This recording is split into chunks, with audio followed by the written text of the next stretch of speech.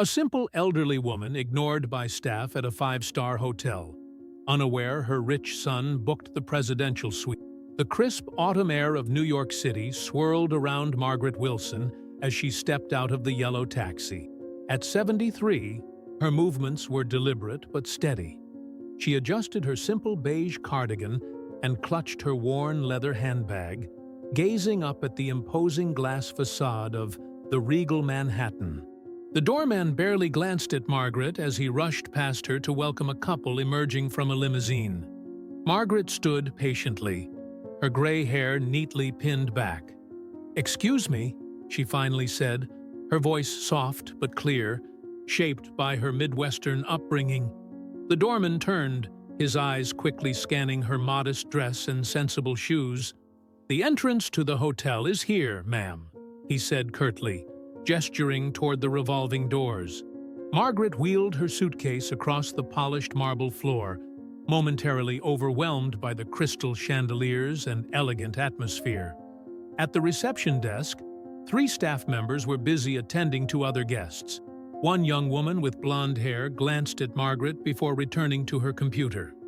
Margaret stood at the counter for nearly 10 minutes, invisible, as staff helped guests who arrived after her. "I believe I have a reservation," Margaret finally said. "Under Wilson, Margaret Wilson." The receptionist's manicured fingers tapped at the keyboard. "I don't see a reservation under that name. Are you sure you have the right hotel?" "My son made it for me." "Thomas Wilson?" Margaret fumbled slightly as she searched for the confirmation email. "He said everything was arranged." The receptionist's phone rang, and she answered it immediately, holding up a finger to Margaret. Margaret stood patiently, watching as other guests were greeted warmly and escorted to their rooms by attentive staff. In her mind, she replayed her last conversation with Thomas. Her only child had become such a busy man, rarely able to visit, but insistent that she come to New York to see him. "I've arranged everything, Mom," he had said. "The best hotel in Manhattan. You deserve it." The receptionist finally returned her attention to Margaret. "I'm sorry, but I don't see any reservation for a Margaret Wilson. Perhaps your son booked it under a different name." Margaret's cheeks flushed with embarrassment. "I'm not sure. He just told me to come here." "Without a reservation, I'm afraid there's not much I can do," the receptionist said. "We're fully booked this weekend. Is there a problem here?" A deep voice came from behind her. Margaret turned to see a tall man in an impeccable suit approaching. "I'm James Harrington, the general manager. Perhaps I can assist in sorting out this misunderstanding." James Harrington's fingers moved deftly across the keyboard as Margaret waited. The lobby bustled around them, filled with business executives attending a technology conference. "Ah," James said suddenly, his eyebrows rising. "May I ask, is your son Thomas Wilson of Quantum Dynamics?" Margaret nodded, feeling a small surge of maternal pride. "Yes, that's him. He started that company about 8 years ago. I don't understand much of what he does. Something with artificial intelligence and medical research."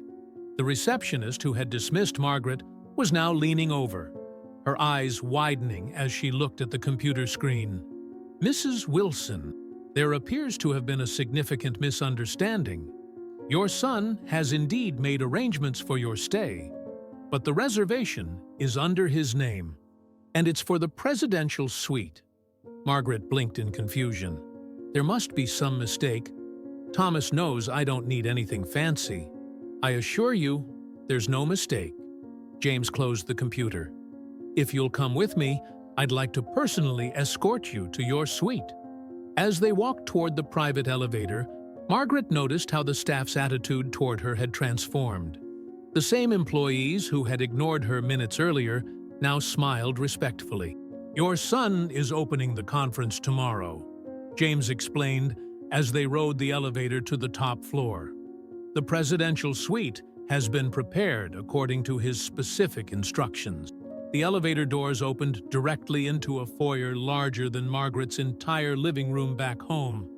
Floor-to-ceiling windows revealed a breathtaking panorama of Central Park. "This is excessive," Margaret whispered. A massive arrangement of lilies, her favorite flowers, dominated the center table. Beside it sat a framed photograph, Thomas as a young boy holding his science fair trophy, with Margaret standing proudly beside him. "Your son was very specific about the accommodations," James said. "He mentioned that you've never taken luxury for yourself, even when you could have." Margaret touched the photograph gently. "We never had much money when Thomas was growing up. After his father died, I worked 2 jobs to make sure Thomas could get a good education." James showed her through the suite, the master bedroom with its enormous bed, the marble bathroom, and the dining room that could seat 12 people. "Your son also left this for you," James said, handing her an envelope. Margaret read, "Mom, surprise. I know you'll say it's too extravagant, but just this once, please, let me do this for you. All these years, you've put everyone else first. Now, it's your turn. The hotel staff has instructions to treat you like the queen you are to me. I'm tied up in meetings until tomorrow evening, but I've arranged for a car to bring you to the conference for my keynote speech at 10 a.m. All my love." "Thomas, I've never stayed anywhere like this," she admitted. "The staff downstairs probably thought I was lost." James's expression grew serious. "On behalf of the Regal Manhattan, I want to apologize for how you were treated upon arrival. That is not the standard of service we pride ourselves on."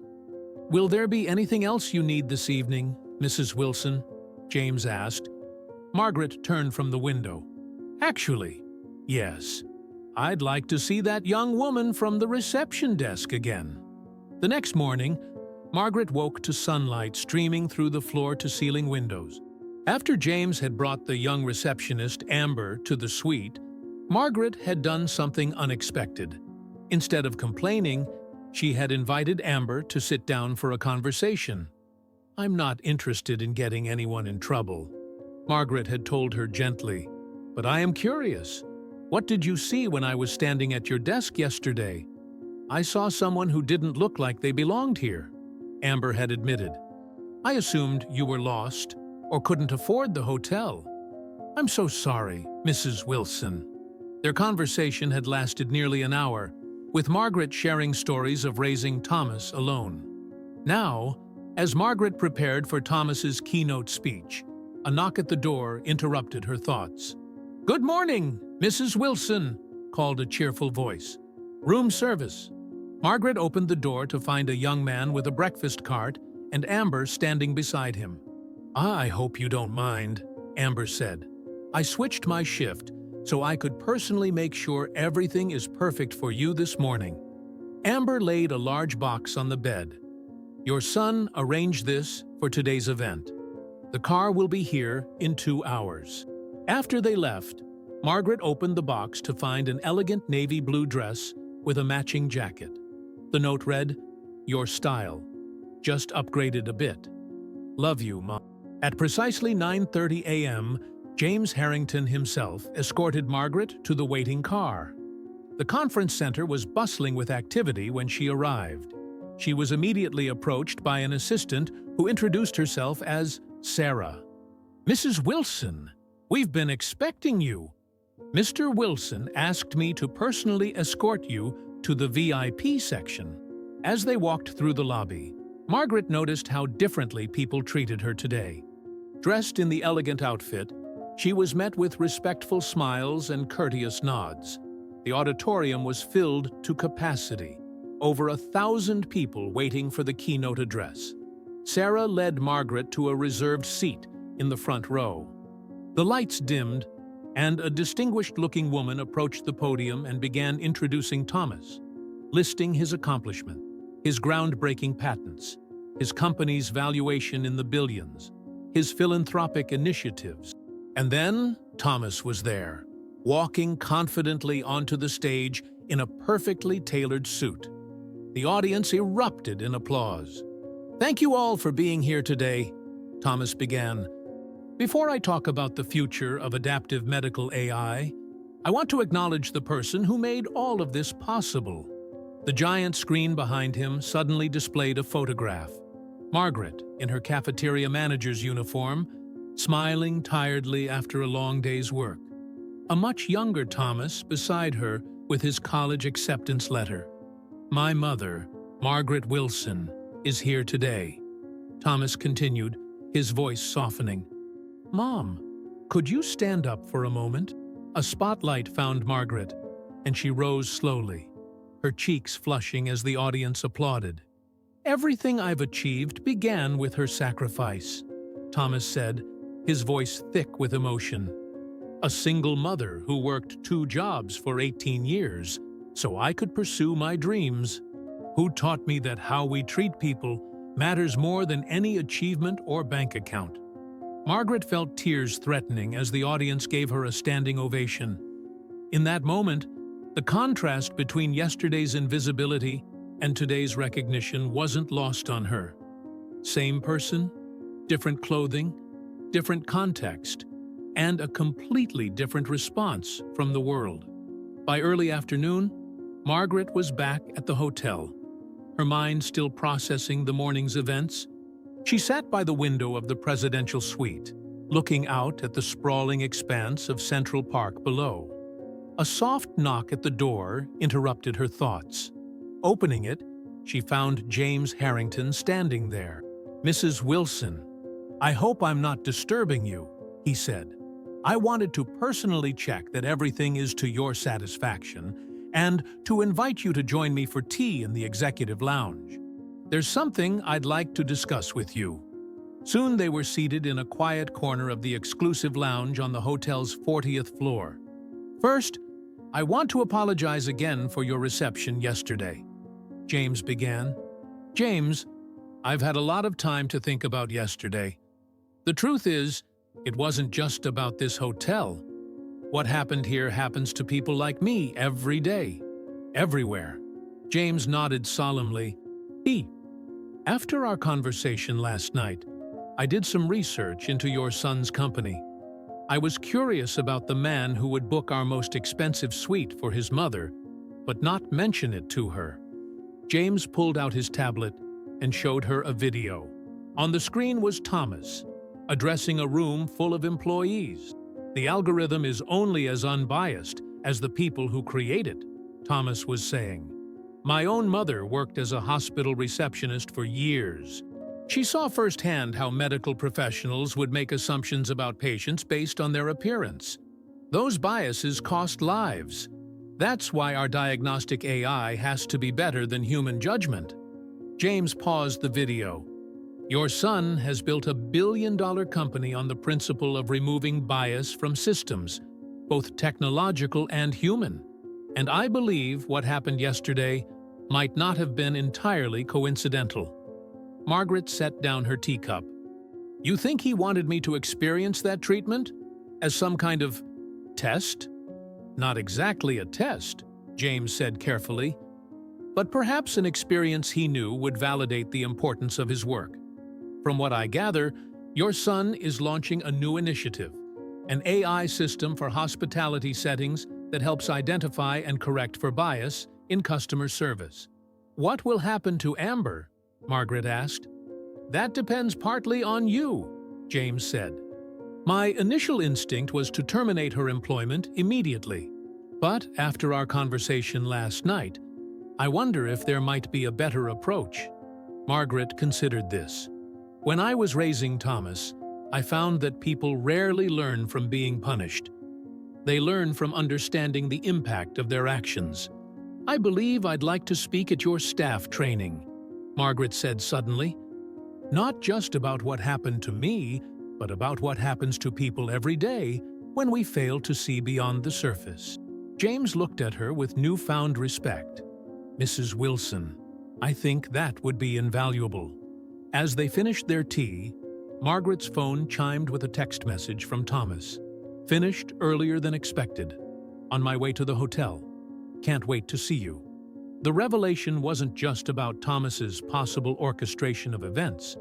It was the realization that her lifetime of quiet dignity had equipped her for this moment, to stand in this place of privilege and power and still remain true to herself. The sky over Manhattan had transformed to a watercolor blend of pink and orange by the time Thomas Wilson strode through the main entrance of the Regal Manhattan. At 41, he carried himself with the confidence of a man who had built something meaningful from nothing. The hotel staff practically snapped to attention as he entered, the same personnel who had overlooked Margaret now falling over themselves to greet the tech magnate. As the private elevator carried him to the top floor, Thomas reflected on the text updates he'd been receiving from James Harrington. The experiment, if one could call it that, had unfolded exactly as he had anticipated, though his mother's grace in handling it had surpassed even his expectations. The elevator doors opened directly into the presidential suite. Thomas found Margaret seated at the window, watching the city lights. She turned at the sound of the elevator, and her face lit up with a smile. "Thomas!" She rose quickly, crossing the room to embrace him. A comfortable silence fell between them, filled with the kind of understanding that only comes from shared history. "I talked to James Harrington earlier," Thomas said finally. "He told me what happened when you arrived yesterday." Margaret's expression shifted subtly. "Did you know it would happen?" "Not exactly," Thomas answered carefully, "but I suspected it might. The hospitality industry, like so many others, has implicit biases built into its training and culture. Is that why you didn't tell me about the presidential suite? Or that you were speaking at the conference?" There was no accusation in her tone, only curiosity. "Part of it was wanting to surprise you. But, yes, I also wanted you to experience the hotel as yourself, not as Thomas Wilson's mother. My company is launching a new training system that uses AI to identify patterns of discrimination in customer service settings." Margaret was quiet for a moment. "So, I was research." "No, Mom," Thomas said quickly, taking her hand. "You were my inspiration, as always. Do you remember Mrs. Abernathy, your third-grade teacher? The one who told me you were slow because you couldn't sit still?" Thomas nodded. "You told her, 'My son isn't slow. He's bored. Give him harder work.' She didn't believe you until the principal made her test me. That was the first time I saw how people make assumptions based on appearances," Thomas said softly. "No, I watched it happen to you over and over, at parent-teacher conferences, at the bank when you tried to get a loan for my college tuition, even at my graduation when another parent asked if you were the caterer. That's just how the world works sometimes," Margaret said. "But it doesn't have to be," Thomas replied with sudden intensity. "That's what I've been trying to change. The algorithms we're building are designed to see patterns that humans miss, or choose to ignore." "I heard you spoke to the receptionist," Thomas said after a moment. "James told me you didn't demand she be fired." Margaret nodded. "Amber, she's 24, supporting herself through college, and she's never known what it's like to be invisible. I thought she might learn more from a conversation than from losing her job. That's exactly what I told James when he called me yesterday, ready to fire her on the spot. I said, 'Wait until you see what my mother does. She's the best teacher I've ever had.'" Margaret reached up to touch her son's face. "I'm proud of what you're doing with your company, Thomas, using technology to help people see beyond their biases. But remember that behind every algorithm and every piece of data, there are real people with real feelings. That's why I wanted you here," Thomas said earnestly, "to remind everyone at the conference, including me, that the work we're doing isn't abstract. It's about making the world a little more fair, a little more kind." The final day of Margaret's New York visit dawned bright and clear. She had risen early, a habit formed during decades of pre-dawn shifts. Thomas was still asleep in the second bedroom of the suite. The note complete, Margaret sealed it in an envelope addressed simply to depict, Amber. She had one more task to complete before her New York adventure concluded. At precisely 8 UAU Prime, a soft knock came at the door. Margaret opened it to find James Harrington standing there with Amber. "Good morning, Mrs. Wilson," James said. "It's as you requested. I've brought Amber for the staff training observation. I'll be returning to Columbus tomorrow," Margaret began. "But before I leave, there's something I wanted to share with both of you." She handed James a folder containing several typed pages. "This is a proposal for what I'm calling the Recognition Program. It's a staff training initiative based on my experience here and my 30 years working in public education." Thomas emerged from his bedroom, dressed casually in jeans and a sweater that made him look more like the boy she had raised than the businessman he had become. "The core of the program is simple," Margaret continued. "Every employee, from housekeeping to management, spends one day experiencing the hotel as a guest who doesn't fit the typical profile. They document their experiences, then participate in guided reflection sessions. Experiential learning," James said, nodding appreciatively, "combined with data collection and structured feedback. My son tells me that even the most sophisticated algorithms need human input to recognize patterns correctly," Margaret said. "Daughter, this program would provide that human perspective." Amber, who had been quiet until now, finally spoke up. "Like what happened with me and you." "Exactly," Margaret confirmed. "What you experienced by talking with me, that moment of recognition, is something that can't be programmed. It has to be felt." Thomas leaned forward. "This dovetails perfectly with the human-in-the-loop component of our new hospitality AI system. And I'd like Amber to coordinate it," Margaret said decisively. Amber looked up in surprise. "Me? But I'm the one who—" "You're the one who has already begun the learning process," Margaret interrupted gently. "Pete, sometimes the people who make mistakes are the most motivated to fix the systems that allowed those mistakes to happen." Margaret reached into her handbag and pulled out an old photograph. She handed it to Amber. "This was taken when Thomas was 10. We were at a science museum in Chicago. I had saved for months to take him there for his birthday." The photograph showed a younger Margaret in a waitress uniform, standing proudly next to a skinny boy holding a model rocket. "I came straight from my shift," Margaret explained. "The museum staff followed me around like they thought I might steal something. But the rocket engineer giving a demonstration that day, he saw Thomas's enthusiasm and spent an hour answering his questions. He didn't care what I was wearing. He just saw a bright kid who loved science." "That engineer changed things for you," Amber said, understanding dawning in her eyes. "He saw us," Margaret said simply. "Sometimes that's all it takes to change a life." Thomas got his first internship at that engineer's lab 7 years later. Thomas stood up and moved to the window, momentarily overcome with emotion. "I never knew that's how I got that internship." "It was because of your science fair project," Margaret assured him. "But it helped that Dr. Chambers remembered the enthusiastic boy from the museum."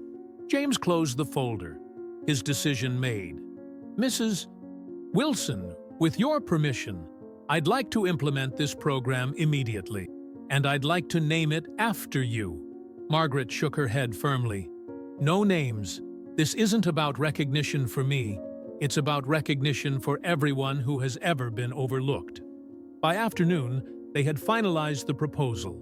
James and Amber departed with promises to begin implementation immediately, leaving Thomas and Margaret alone in the suite for their final hours together. "You never cease to amaze me, Mom," Thomas said. "You turned what could have been a humiliating experience into something transformative, not just for you, but for an entire organization." Margaret took her son's hand. "I learned long ago that dignity isn't something other people give you. It's something you carry with you, regardless of how you're treated. As the afternoon waned, Margaret packed her simple suitcase, leaving the elegant clothes Thomas had bought her neatly hung in the closet. "Those aren't me," she explained. "In Columbus, I'm just Margaret from Oak Street who volunteers at the community garden and makes lemon bars for new neighbors." In the presidential suite's foyer, just before they left for the airport, Margaret handed Thomas the envelope addressed to Amber. "Would you make sure she gets this? After I'm gone." Their departure from the Regal Manhattan was markedly different from Margaret's arrival. The entire staff lined up to bid her farewell, led by James Harrington himself. Amber stepped forward with a small gift bag. "From all of us," she said. A reminder. Inside was a silver frame containing a card signed by every staff member, surrounding the words, "The Recognition Program, because everyone deserves to be seen." 2 days later, in the staff room of the Regal Manhattan, Amber opened the envelope Margaret had left for her. Inside was a handwritten note. "Dear Amber, by the time you read this, I'll be back in Columbus, probably tending to my tomato plants and catching up with my book club. Our lives couldn't be more different, but we're connected now by an important understanding. When you looked past me at that reception desk, you didn't see me, but now you do. And more importantly, you'll see others who might otherwise remain invisible to you. That's not a small thing. That's everything." The world changes when we truly see each other. Not just the surface, but the dignity, the struggles, the humanity beneath. Keep looking deeper.